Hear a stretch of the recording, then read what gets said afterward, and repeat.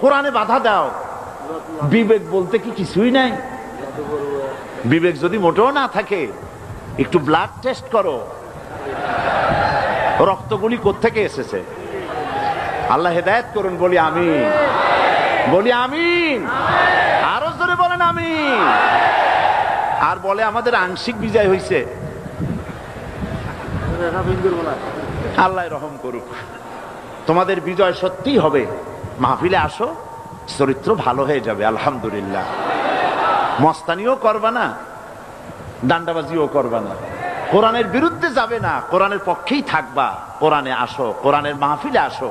উদাত্ত আহ্বান জানাই, কোরআন আমার বাপের না। বিগত 22 বছর আমার বাপের শ্রাদ্ধ করি নেই এখানে। আমরা কি আমাদের বাপ দাদার কথা বলেছি?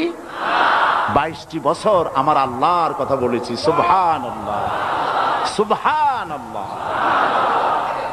আহারে, আবার বলে কি, কয় যে কোরআনের তাফসীরের নামে অপব্যাখ্যা করে। আচ্ছা বাবাজিরা, কোরআন অর্থ কি তা কি তোমরা বোঝো? কোরআন পড়া তো দূরের কথা, কোরআন শব্দের অর্থ কি তা কি বোঝো? কোরআন আরবিতে লেখে কেমনে তা কি জানো? একটা সূরার অর্থ জানো? ব্যাখ্যা জানলেই না বলা যায় কোনটা ব্যাখ্যা কোনটা অপব্যাখ্যা। তুমি তো ব্যাখ্যাই জানো না।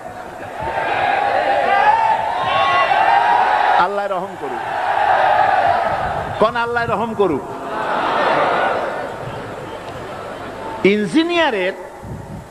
ইঞ্জিনিয়ার একটা বিল্ডিং এর প্ল্যান করেছে, সাম্পানের মাঝি এসে যদি বলে এই প্ল্যানে ভুল হয়েছে, কোন তো দেখি কেমন লাগে। ডাক্তার প্রেসক্রিপশন করেছে, উকিল সাহেব এসে বলছে না, ইনজেকশন দিয়ে না, ট্যাবলেট দেন। আজীব তামাশা। তুমি তো এই সাবজেক্টের লোক না, কাজী তোমার এটা বোঝার কথা নয়। তুমি বিভ্রান্ত হয়েছো কারণ তোমার মাথার উপরে কে বসা, কার নেতৃত্বে কাজ করো, সেটা একটু চিন্তা করো। আমি তোমাদের চিন্তা করার সুযোগ দিচ্ছি। তোমরা একটা মুসলমান মায়ের সন্তান, মুসলমান পিতার সন্তান, কোরআনের বিপক্ষে যেও না। বলতেছো তাফসীরের মাহফিলের বিরুদ্ধে যাই না, স্বাধীনতার বিরোধী, হ্যাঁ স্বাধীনতা বিরোধীর বিরুদ্ধে এই করতেছি, কি করতেছি, হ্যাঁ আন্দোলন করতেছি। তো আমার বিরুদ্ধে তোমরা আন্দোলন করতেছো, চট্টগ্রামে আসতে দেবা না। তোমাদের প্রধানমন্ত্রী আর মন্ত্রী পরিষদের গোষ্ঠী সুদ্ধা পার্লামেন্টে আমার বক্তৃতা শোনে।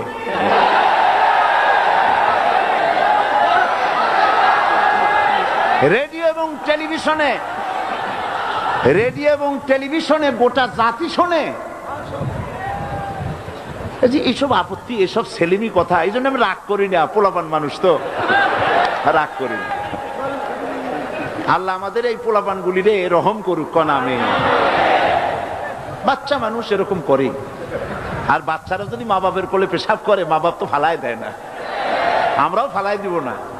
আমরা প্রাণ ভরে দোয়া করি আল্লাহ রহম করুক। তবে এটাও ঠিক, একেবারে বাচ্চাগুলি কোলে বসে বাপের দাড়ি টানলে বাপ রাগ করে না, কিন্তু বাচ্চা বড় হয়ে যদি দাড়িতে হাত দেয় তাহলে কিন্তু খবর আছে। আল্লাহ রহম করুক।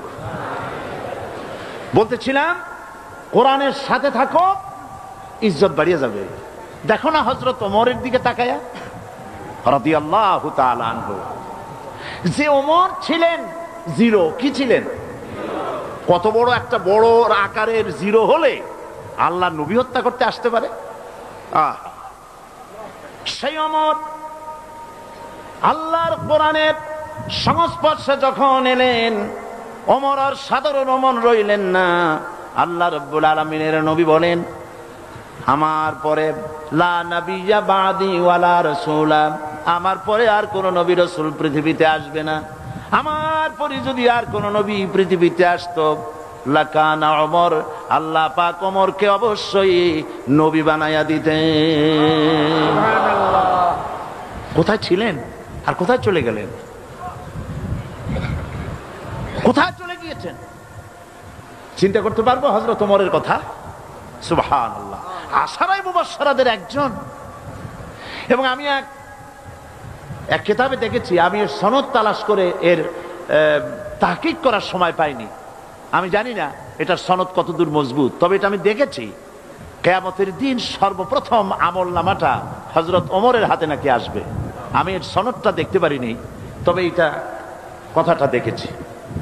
এই যে মর্যাদা আল্লাহ পাক হযরত ওমরকে দিলেন, গোটা পৃথিবীর অর্ধেকটা পৃথিবী রাষ্ট্রপতি হলেন হযরত ওমর।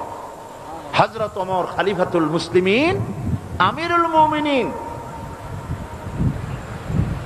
দেশ চালাচ্ছেন।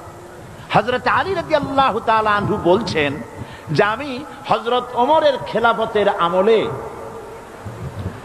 আমি ঘুমায় আছি, এশার নামাজ পড়ে ঘুমিয়েছি। শেষ রাত্রে স্বপ্নে দেখছি যেন আমি রাসূলের পেছনে ফজরের নামাজ আদায় করতেছি। রাসূলুল্লাহ নামাজ শেষ করে স্বভাব সিদ্ধ ভাবে পেছনের দিকে ফিরে বসেছেন। একজন বুড়ি মেয়ে লোক এক পাত্র খোরমা এনে বলছেন, হযরত আলী বলছেন যে আমি হুজুরের পিছনে নামাজ পড়ে দরজা দিয়ে বেরিয়েছি। দরজা থেকে বেরিয়ে দেখি এক বুড়ি এক পাত্র খোরমা নিয়ে এসেছে। আমাকে বলছে, আলী, এই পাত্র ভরা খোরমাগুলি নিয়ে যাও, এটা আমার নতুন বাগানের খোরমা। আর রাসূলুল্লাহকে নিয়ে আমার সালাম গিয়ে বলো, আর বলো যেন তিনি এই খোরমা থেকে নিজে খান এবং সাহাবায়ে কেরামদের মধ্যে যেন ডিস্ট্রিবিউট করে দেন। হযরত আলী তাই করলেন। রাসূল করিম সাল্লাল্লাহু আলাইহি ওয়াসাল্লাম খোরমার পাত্রটা হাতে নিয়ে সর্বপ্রথম একটি খোরমা তুলে হযরত আলীর হাতে দিলেন। হযরত আলী খোরমা মুখে দিয়ে চিবোতে লাগলেন। এত স্বাদ লাগলো, খোরমাটা চিবোচ্ছেন, এমন সময় ফজরের আজান কানে চলে গেছে, ঘুম ভেঙে গেছে। কিন্তু হযরত আলী বলছেন, ফজরের আজানে ঘুম ভাঙলো, কিন্তু আমার মুখের মধ্যে তখনও রাসূলের দেওয়া খোরমার স্বাদ আমি অনুভব করতেছিলাম। ওযু করে নামাজ পড়তে গেলাম, যে দেখি আমিরুল মুমিনিন হযরত ওমর ইমামতের জায়গায় দাঁড়িয়ে আছেন। নামাজ শেষ করলাম তার পেছনেই। নামাজ শেষ করে দরজা দিয়ে বেরোচ্ছি, অমনি দেখি এক মহিলা, এক বুড়ি এক পাত্র খোরমা নিয়ে হাজির। বলছে, আলী, এই খোরমাগুলি নিয়ে যাও, আমিরুল মুমিনিনকে বলো এগুলি আমার নতুন বাগানের খোরমা, তিনি যেন খান এবং আল্লাহর সাহাবীদের মধ্যে যেন ভাগ করে দেন। হযরত ওমর খোরমার পাত্রটা হাতে নিয়ে একটি খোরমা তুলে হযরত আলীর মুখে পুরে দিলেন। হযরত আলী খোরমাটা খেয়ে মজা লাগলো। তিনি বললেন, ওমর, জিদনি তামরাতান উখরা, তুমি আমাকে আরেকটা খোরমা দাও না, খুব মজা লাগতেছে। অনেক খোরমা তো আছে, আমাকে একটা বেশি দিলে অসুবিধা হবে না, দাও না একটা খোরমা। হযরত ওমর বলছেন, ইয়া আলী, লাউ আন্না রাসূলুল্লাহ সাল্লাল্লাহু আলাইহি ওয়াসাল্লাম যাদাক লাজিদনাক। ও আলী, রাসূলুল্লাহ স্বপ্নের ভিতরে তোমাকে যদি একটার বেশি খোরমা দিতে, আমিও তোমার একাধিক খোরমা দিয়া দিতাম। হযরত আলী অবাক হয়ে গেলেন, কি সাংঘাতিক কথা। তিনি বলছেন, ইয়া আলী, ইয়া ওমর, আহিয়া রুইয়া রাআইতাহা আম গায়বুন ইত্তালাতা আলাইহি। হে ওমর, এটা কি স্বপ্ন? আমি যেরকম দেখেছি ওরকম তুমিও কি রাত্রে স্বপ্নে দেখছো এই ঘটনা, না গায়েব থেকে তোমাকে জানানো হয়েছে? হযরত ওমর বলছেন, ইয়া আলী, ওয়াল্লাহি মা হিয়া রুইয়া ওয়ালা গায়ব ওয়ালাকিন্নাল মুমিনা ইযা আখলাসা কলবাহু ইয়ারা বিনুরিল্লাহ। সুবহানাল্লাহ। ওয়া আলী, শোনো, আল্লাহর কসম, এটা স্বপ্ন নয়, এটা গায়েবের কোনো, গায়েব থেকেও আমি কিছু পাই নাই। এটা হচ্ছে সেই ব্যাপার, যখন আল্লাহর মোমেন বান্দা আল্লাহর জন্য হয়ে যায়, তখন আল্লাহ পাক তাকে দেখার মতো তৌফিক দান করে দেন। হযরত ওমর কোথায় ছিলেন আর কোত্থেকে আল্লাহ পাক তাকে তুলে নিলেন। সুবহানাল্লাহ। আল্লাহ রাব্বুল আলামিন এই কোরআন দিয়ে কোন জিরো যদি কোরআনের কাছে আসে, আল্লাহ পাক তারে হিরো বানায় দেন। আর যদি কোনো হিরো কোরআনের সঙ্গে বেয়াদবি করে রব্বুল আলামিন তারে জিরো বানায় দেন। এই কোরআনের সাথে খবরদার কেউ বেয়াদবি করার দুঃসাহস করবেন না। কোরআন, সুবহানাল্লাহ সুবহানাল্লাহ। চুমো খাওয়ার ব্যাপার, মাথায় রাখার ব্যাপার, বুকে লাগাবার ব্যাপার আমার আল্লাহর বাণী, আমার আল্লাহর বাণী। সুবহানাল্লাহ বলেন, আমার আল্লাহর বাণী, আমার আল্লাহর কিতাব। একটি বর্ণ এর মধ্যে অন্য কারো নাই, আছে নাকি? রাসূলুল্লাহ নিজে কিছু মিশাইছেন না। আল্লাহ রাব্বুল আলামিন বলেন,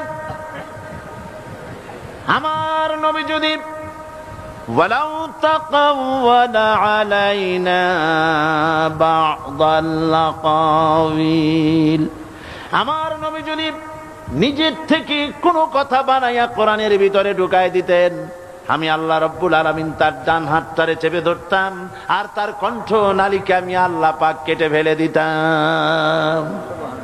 মানুষের কোনো কথার মধ্যে নাই অবিকল। রাসূলের কাছে যেমন আসছে আমাদের কাছে অবিকল সেরকম আছে। সুবহানাল্লাহ। কতদিন থাকবে? ইলা ইয়াউমিল কিয়ামা। কতদিন থাকবে? কিয়ামত পর্যন্ত। আমাদের মধ্যে কিছু ভাইরা আছেন যারা বোঝেন না বলে বলেন যে কোরআন এটা আলেম ওলামাদের ব্যাপার, এটা আমরা সাধারণ পাবলিক